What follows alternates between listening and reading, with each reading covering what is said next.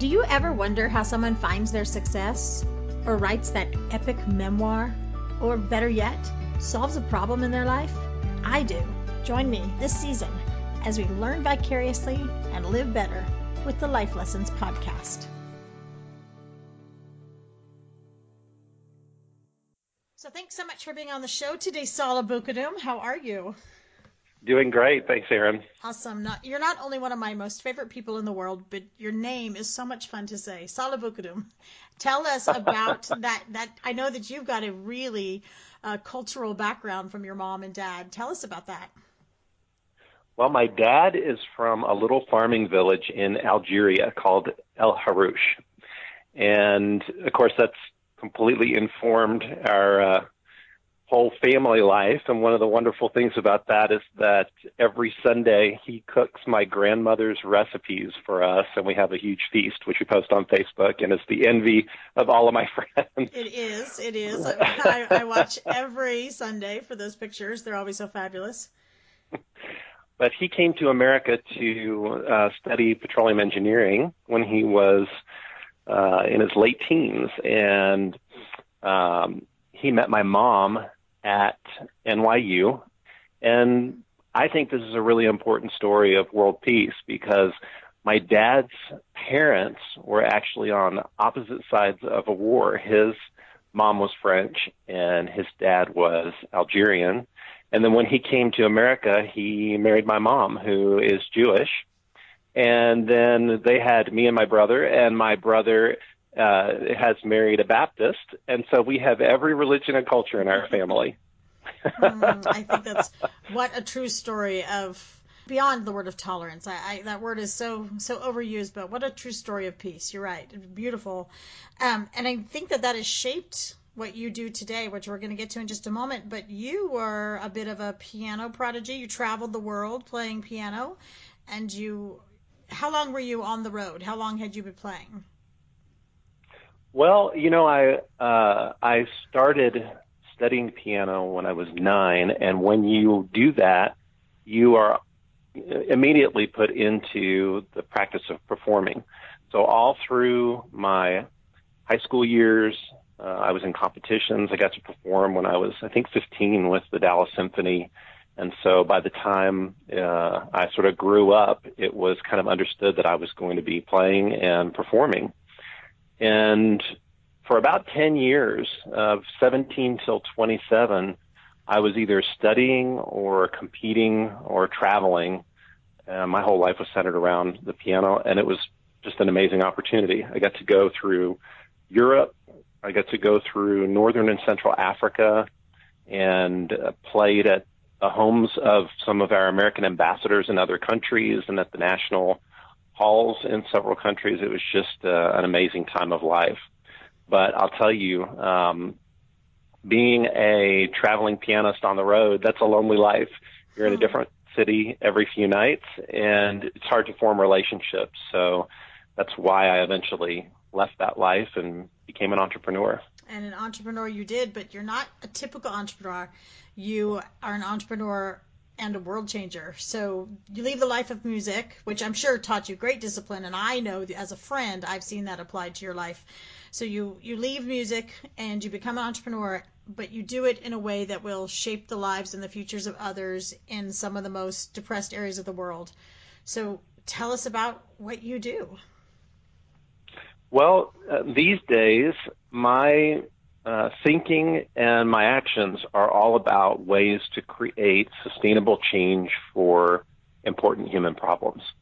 And one of the easy ways to think about what the great problems are is to look at the Sustainable Development Goals of the United Nations. They've broken down our world's issues into a couple dozen areas.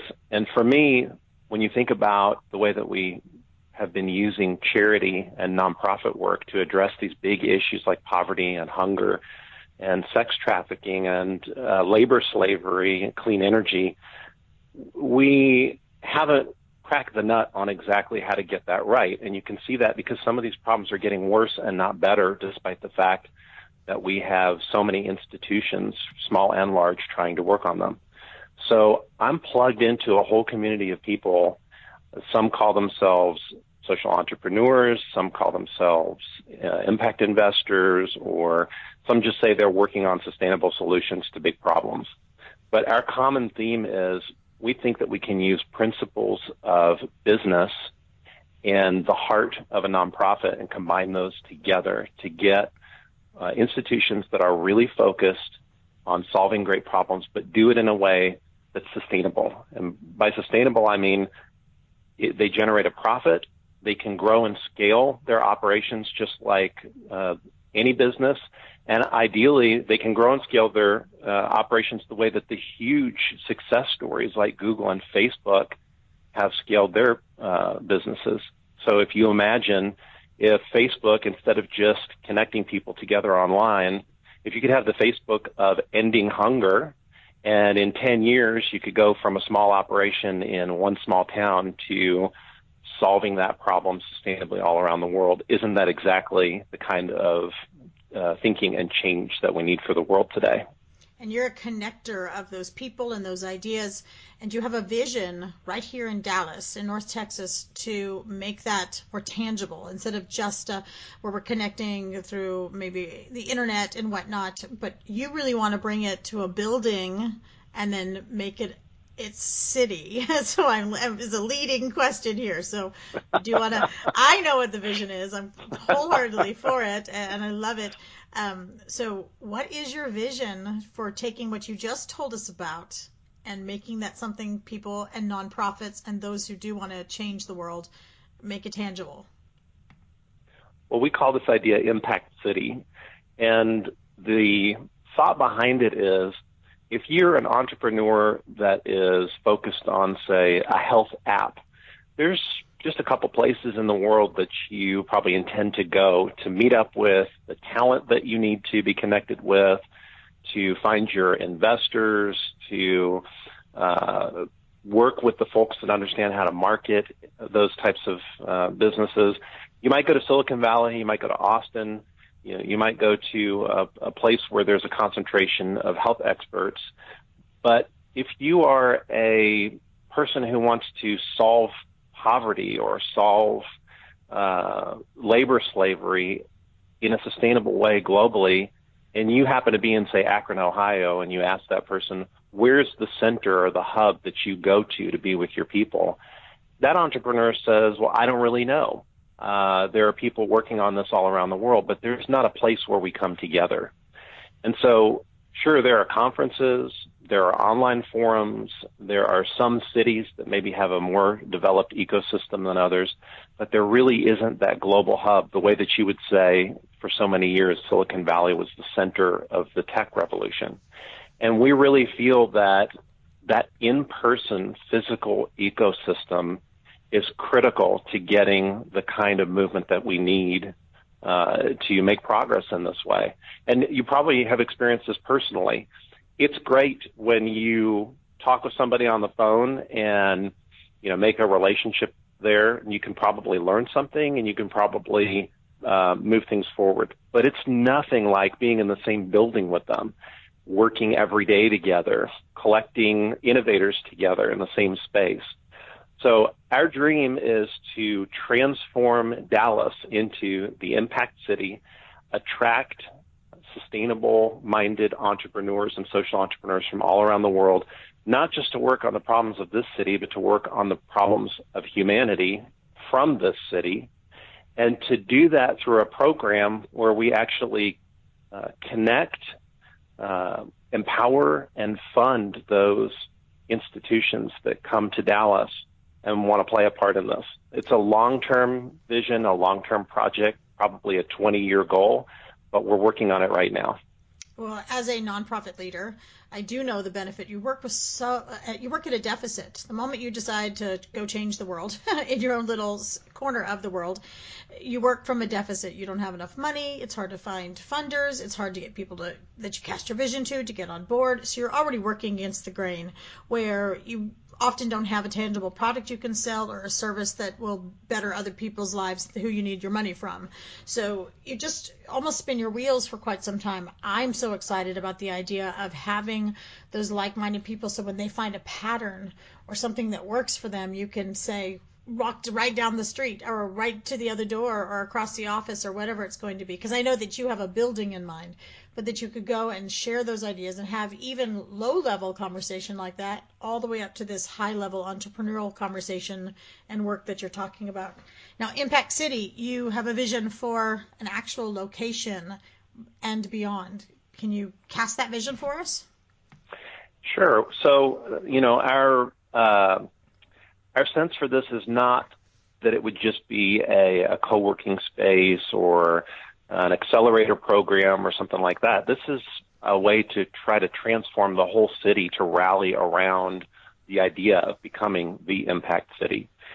But you still need a place for people to land. When somebody comes to Dallas and raises their hand and says, I want to participate, how do you plug them in physically? How do you get their relationships built over a short period of time so they don't do exactly what you're talking about and spin their wheels for a year trying to meet the right people?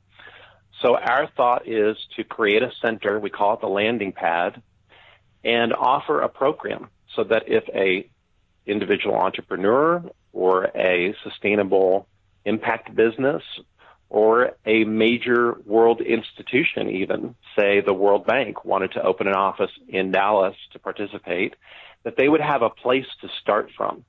And they would come into the landing pad for between 1 and 2 years, be surrounded by a team of people who have relationships with every sector of the city, from corporations to religious institutions, governmental organizations, the media, all the different parts of our city that you would want to be able to quickly plug into to get yourself up and running here as an impact organization, and to provide kind of that framework for them for a 1 to 2 year period.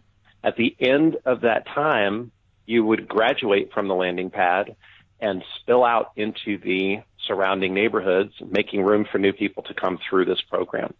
And if you repeated this process year over year for, say, a decade, you would create an amazing zone in the city of Dallas with impact organizations, some who had come through the program, others who had just come to be a part of the ecosystem. And that's why for us it's really important to host this program and location really near the city center. We're searching right now for the exact location, and we're hoping to announce maybe this year where that's going to be and invite our first participants. In the meantime, we have our own set of impact organizations, and we operate out of a co-working space ourselves. And so we are already providing these kinds of services to local groups here in Dallas as a kind of a practice run, getting ourselves ready and getting all of our processes formalized. And so we're already surrounded in our own space by a number of amazing impact organizations, some that are working on problems in the city of Dallas, and some that are working internationally on really innovative, sustainable, scalable solutions to some very important challenges. So, Salah, let me ask you, why Dallas? I know that you live here, but there are other cities. What is it that makes Dallas special to you and makes it so unique that you believe that this could happen and come to fruition and be fruitful? Well, I have to be honest. I grew up here in Dallas, and I did spend a lot of time trying to leave Dallas. And I think that happens to a lot of folks in their hometown, especially if you have global aspirations. You want to go out and see the world, and you always think that the best place to be is somewhere else. But I've really come to understand that Dallas is a very, very special place. And it's a hidden gem in the country and in the world. If you ask folks from New York City or Seattle about Dallas, they probably don't think of anything special about the city because it's a hidden gem and they're just not aware of what's unique about the city. But if you ask business leaders, you will find that they are very clear on the advantage of the city. And that's why you've seen so many corporate headquarters just flocking to the Dallas-Fort Worth region. The physical location of the city itself is really important. So if you wanted to if you'd started from scratch and said, I want to build the impact city, I want to build it in the United States, where in this country could you best do that? It sounds simple, but gosh, wouldn't it be good to do it in the center of the country where you can get to all areas of the U.S., but also any area of the world easily and quickly. And we truly are the center of the country and in some ways the center of the world. We have one of the top international airports in the world. You can get to every continent direct from Dallas. We have the fourth largest concentration of Fortune 1000 companies in Dallas. And any kind of movement like this is going to require the participation and partnership of industry. So we not only have this big base of companies, but they're extremely diversified. We don't just have a tech focus or a finance focus or a trading focus. We've got every important industry out there that's here. We also have a lower cost of living than a lot of the cities that you might initially think might be hubs for social entrepreneurship. So it's easy to come here and live right in the heart of the city and be able to afford it. And that's really important for millennials and young folks, entrepreneurs who are starting out. We've also got something a little bit intangible that you wouldn't know about unless you spend some time here. And that is we have a kind of a heart in our city for philanthropy and for connecting. If you come to Dallas and you've got a great idea, you will find people here are so friendly, so open to help you get connected to all the resources that you need to get going. And I don't know exactly why that is, but that truly is our culture as a city. It's not just me. You can ask almost anybody who has tried to start something new here, either a business or a nonprofit, and they'll all tell you the same thing. Sit down with one person, they will connect you to everybody else, and everyone's on your side. So I think there's these tangible and intangibles that make Dallas the right place to do something like this. So you've been on a bit of a tour, if I may use that word, going around telling people in our community in Dallas about this. What has been the reception? We don't have visuals right now, but if you could see or imagine a visual, I have a map of the city of Dallas that I use. And the map doesn't look like north, south, east, west. It looks like a hub of all of the kinds of institutions that we have here.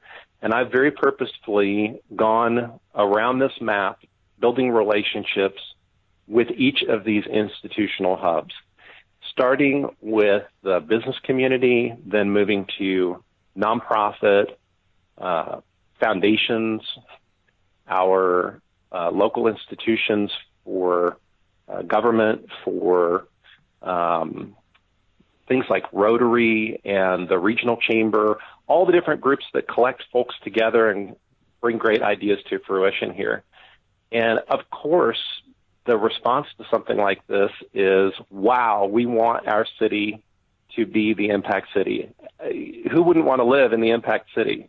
And at the same time, the response is, gosh, that is a very, very big vision. Can it really be done? And to me, when I hear that, that tells me that we're on the right path. If you're working on something that's a slam dunk, you're probably not stretching hard enough. If you're working on something that people find is exciting, but they question whether it's possible, to me, that's exactly the right spot to be in. So we're working on rallying our city, not just to get behind the idea and the brand of Impact City, but now to actually participate in the steps and the practical planning and execution that has to happen in order to make it go. It's not like starting a business that you can just say, well, here's our steps. In the first year, we'll be here, and in the fifth year, we'll be here. It's really an organic movement that has to take hold. And we can plant seeds and we can move feet, but it's something that is going to emerge over time, and no one can predict exactly how this is going to come out. I do know that no matter what we do, no matter how far we take the idea, just the process of thinking about and partnering up on making Dallas the impact city can only result in good things for Dallas and in good things for the world. I'm a huge believer in organic growth. So where does someone of my size, so I'm just one over a very small nonprofit here in my little town, but let's say I'm listening to this and I'm thinking, yes, yes, yes. So how do I get involved? What is something someone at my level can do? Because I know you've got a team working behind the scenes to meet the big players, those that really can jump on the vision for whether it be the actual location or the dollars behind it to support this. What is something that someone like me in any part of the country can do now to support your vision and take hold with you? Well, there's a really simple step. I mean, obviously, just listening to this conversation is a step in the right direction. Yes, it is. Always listen to the Life Lessons podcast. Thanks for that plug. I recommend that folks just go online and type in Dallas, the Impact City, and you will start to find some articles and some resources that come up, ways to connect to our team. We're always looking for partnerships, for volunteers, and for folks who can bring ideas and resources. If you have an organization that is an actual impact organization, that's a group that's working on one of the key problems of humanity that has a sustainable business model underneath it, then there's an extra step you can take right now, which is to come work with us. We are taking on clients in our space.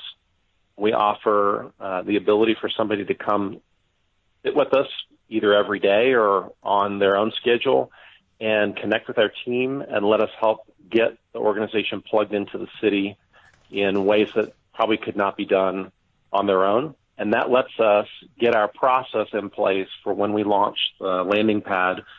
You kind of are our guinea pig, and only good comes out of that. We have a team of folks that really understand how to get sustainable nonprofits to scale. When we talked before, you had a symbol, and I don't know if it's possible for you to describe this symbol, but we had even chatted about it becoming a tattoo at some point that people that were a part of Impact City could go and, get inked with.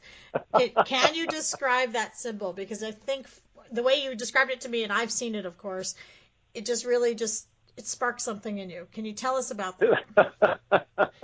Well, I don't recommend that you get it tattooed, but maybe that was my vision. Even though I'm not tatted up, I thought everybody part of Impact City needs to be inked with this. It needs to shine large and loud.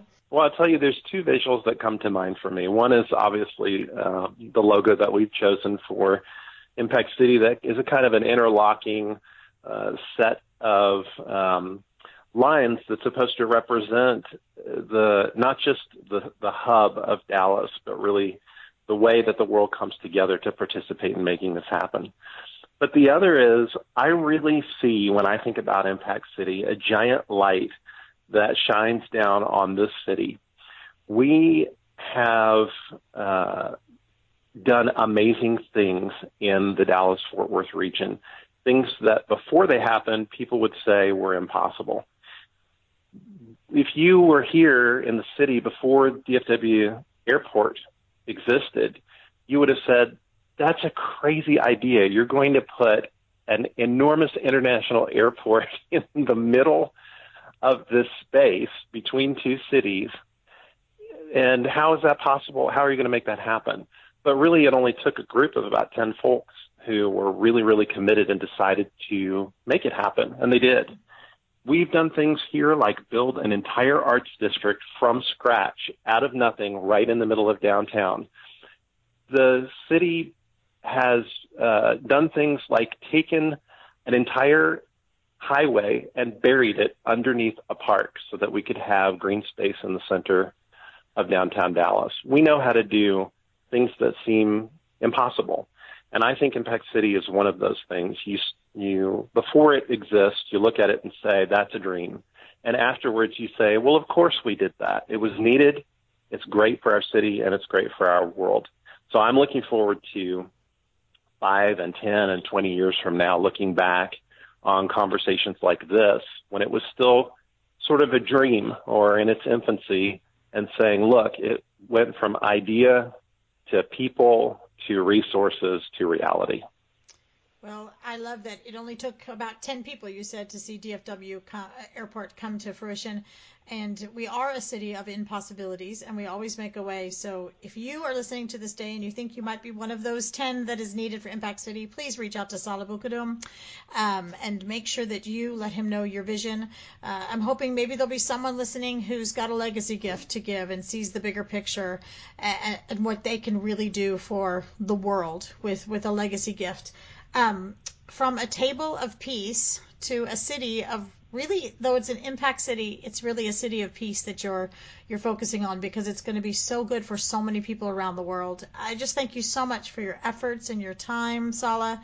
I thank you for your heart. You really are such a dear person. You can listen to Salah's impact and social ideas on TED Talks. You can catch up with him on Facebook, and you can find him elsewhere on the web just by Googling his name, and I will spell it out on the blog so you can make sure you're finding him correctly. And of course, friend him on Facebook if you can, so you get those great family meals. It really warms your heart to see such an amazing feast every Sunday, and know that a family that for all, against all odds, should not be a family in the way that you are, so loving and kind and giving. If we listen to the world, you shouldn't be sitting around that table every Sunday, but instead you do, and you bring such beauty and peace to all of us. Thank you. Thank you, Erin.